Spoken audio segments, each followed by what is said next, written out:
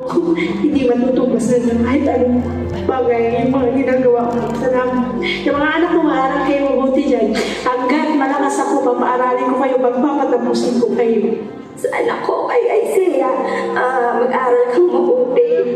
Malayo man ako, andito ako nakasuporta sa'yo. Hanggat pumuti ang buhok ko, tulungan kita. Ayun na, anak, alam ko hindi mo ako nakasama lumaki. Hindi ako nakasama mong matutong maglakad, magsulat. Basta sa puso't isip ko, kasama ko kayo sa lahat ng prayers ko.